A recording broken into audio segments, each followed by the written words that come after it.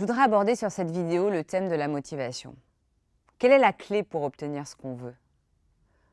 Souvent, nous savons ce qu'il faut faire, mais nous ne le faisons pas. Pourquoi? Est-ce juste une question de motivation? Il n'y a rien que je puisse te dire sur la façon d'obtenir ce que tu veux, que tu ne saches déjà, ou que tu puisses simplement obtenir par une recherche sur Google. Vous savez déjà que la possibilité de croissance et d'expansion réside dans la capacité à sortir de sa zone de confort. Mais tu ne le fais pas. Et voici pourquoi. Savoir quoi faire ne suffira jamais. Ce n'est pas aussi simple que fais-le. Si c'était aussi simple, nous aurions tout ce que nous voulons. Il y a quelque chose de vraiment fondamental qui doit se produire avant que nous puissions agir. C'est que nous devons apprendre à conquérir nos propres sentiments, suivant la façon dont ton cerveau est connecté quand tes pensées et tes sentiments sont en guerre et qu'il y a un discours entre ce que tu sais que tu devrais faire et ce que tu as envie de faire. Les sentiments vont toujours gagner. Si tu n'as pas envie de le faire, tu ne le feras pas. C'est pourquoi tu as besoin de la règle des 5 secondes. C'est quoi? C'est un outil d'hyper-intentionnalité, d'action et d'identification. Des moments de ta vie où il y a énormément de possibilités. T'arrive-t-il de faire des listes de choses à faire et de ne pas y donner suite? T'arrive-t-il de décider un truc simple que tu sais important comme aller faire du sport toutes les semaines ou manger plus sainement et que tu ne fais pas? Et du coup, tu te dis, mais qu'est-ce qui ne va pas chez moi? Je sais ce que je suis censée faire, pourquoi je ne peux pas le faire? Fais-moi confiance, je suis toi.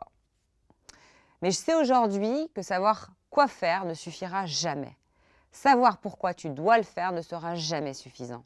Ce que tu as besoin, c'est donc de quelque chose qui va te permettre de te mettre en état d'action. Parce que si tu attends la motivation, je suis là pour te dire qu'elle ne viendra pas et que si tu ne commences pas à faire ce que tu as envie de faire, tu te réveilleras dans 1 an et tu seras exactement au même endroit. Voici donc la définition de la règle des 5 secondes. Si tu as une impulsion pour agir sur un but, tu dois bouger physiquement dans les 5 secondes ou alors ton cerveau tuera l'idée. Donc si tu as l'intention de gagner plus de respect au travail par exemple, tu dois lever la main la prochaine fois que tu participes à une réunion et que tu en as l'intention. Si tu as l'intention, par exemple, de lancer ta propre entreprise, que tu n'as aucune idée par où commencer, va sur Google dès maintenant. Fais des recherches sur d'autres entreprises dans ton domaine. Vois ce qu'elles font et décide ce que tu as à faire de la même façon où tu vas te distinguer. Ensuite, recherche sur Google, mais sois sérieux. Mets tes intentions par écrit. Quels que soient tes objectifs, montre au monde et à toi-même que tu es sérieux en agissant. Aussi insignifiant que cela puisse paraître, maintenant. Parce que lorsque tu bouges physiquement, ton cerveau commence à prendre de nouvelles habitudes. Lorsque tu fais quelque chose que tu n'as pas l'habitude de faire, tu es en train de construire des nouvelles habitudes. Tu effaces celles qui existent déjà. La règle des 5 secondes est simple. Si tu as l'instinct d'agir pour un but, tu dois bouger physiquement dans les 5 secondes où ton cerveau tuera cette idée. Dès que tu ressens un instinct ou un désir d'agir en fonction d'un but ou d'un engagement, utilise la règle. Lorsque tu te sens hésiter afin de faire quelque chose que tu as envie de faire, compte 5, 4, 3, 2, 1 et go. Passe à l'action. Il y a une fenêtre qui existe entre le moment où tu as l'instinct de changer et le moment où ton esprit le tue. C'est une fenêtre de 5 secondes et elle existe pour tout le monde. Si tu n'agis pas selon ton instinct de changement, tu resteras stagnant et tu ne changeras pas. Mais si tu fais une chose simple, tu peux empêcher ton cerveau de travailler contre toi. Tu peux commencer l'élan avant que le barrage des pensées et des excuses ne te frappe de plein fouet. Tu as décidé d'aller nager ce matin, lève-toi. Prépare le sac avant que ton cerveau prenne le temps de penser et de te trouver 1000 excuses pour ne pas y aller. Commence à compter. 5, 4, 3, 2, 1. Compter te concentrera sur le but ou l'engagement et te distraira des soucis, des pensées, des excuses dans ton esprit. Dès que tu atteins 1, déplace-toi. C'est ainsi que tu te pousses à faire des choses difficiles. Le travail que tu n'as pas envie de faire ou que tu as peur de faire ou que tu évites, c'est ça. 5 secondes, c'est tout ce qu'il faut. Si vous n'agissez pas selon votre instinct dans cette fenêtre de 5 secondes, tu ne le feras pas. Maintenant, je vais expliquer la règle des 5 secondes. Chaque élément est important.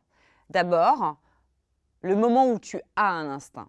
Et de quel type d'instinct je parle? Un instinct, ce n'est pas une décision irréversible. Ce n'est pas un comportement destructeur, illégal ou innuisible. Je définis l'instinct comme toute envie, impulsion, pulsion, fraction ou savoir que je devrais ou je ne devrais pas faire quelque chose parce que tu peux le sentir dans ton cœur ou dans tes intestins. Tu sais, c'est cette petite voix qui te dit je le sens pas » ou qui te dit « n'y va pas ». Ce sont des instincts de cœur, ce sont des moments où ton cœur te parle. Nous avons tous notre propre marque unique de sagesse, faite de nos expériences, de nos intuitions, de notre ADN. Dans ces petits moments de 5 secondes, cette sagesse jaillit en toi. Ces instincts sont des pulsions. Ils sont le fait de savoir que tu dois faire quelque chose même si tu n'en as pas envie. Le deuxième élément de la règle, qu'il est essentiel que tu comprennes, c'est qu'il ne s'agit pas seulement d'agir selon ton instinct. C'est un instinct qui est lié à un but.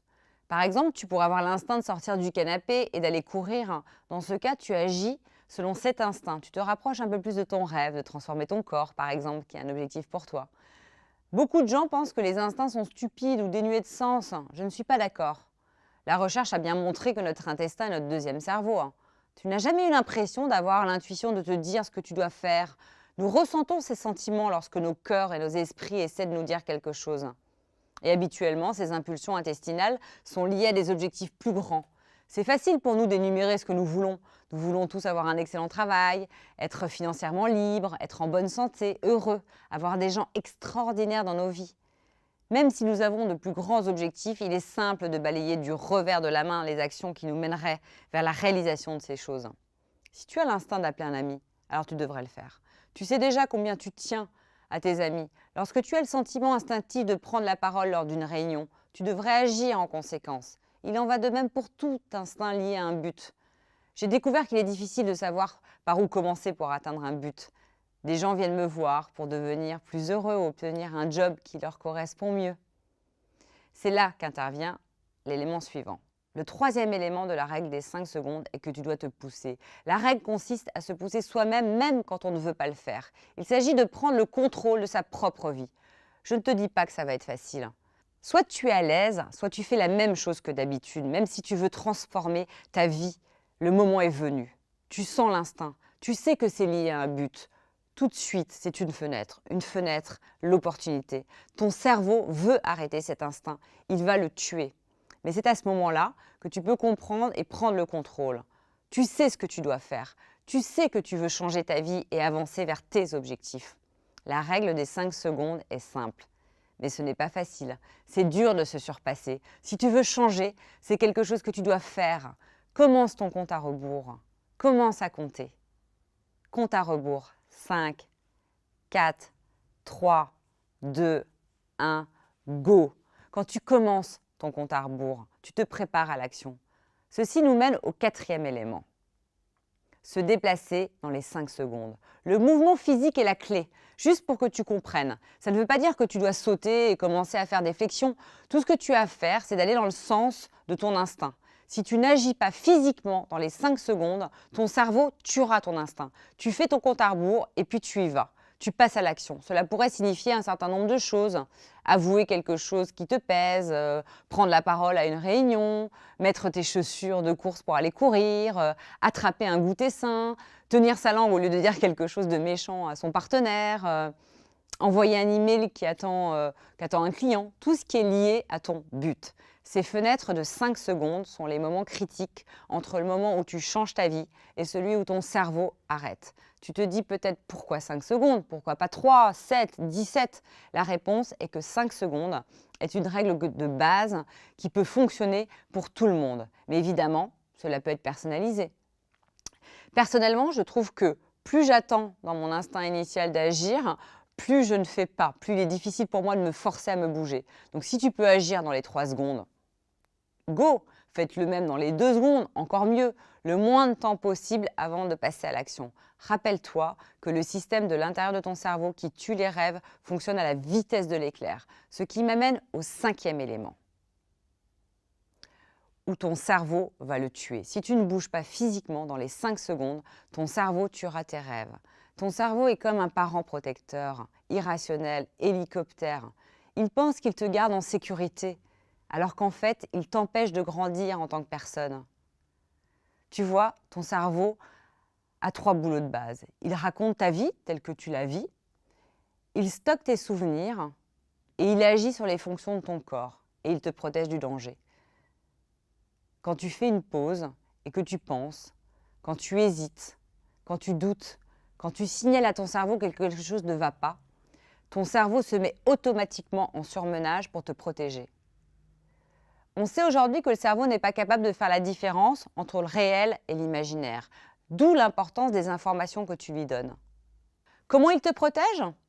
En t'empêchant de faire quoi que ce soit d'effrayant, de difficile ou d'incertain. Il te laisse dans ta zone de confort. On sait bien qu'il n'y a rien de dangereux à passer un appel, à marcher ou à poursuivre ses rêves. Mais ton cerveau ne le sait pas et il essaye de te saboter. La règle des 5 secondes est une façon de devancer votre cerveau en transformant l'hésitation en action. Avant d'en douter, essaye-le. C'est un outil qui crée un changement massif. Ces fenêtres de 5 secondes s'additionnent, je te promets. Alors, tu tentes et tu m'écris pour me dire si ça a marché ?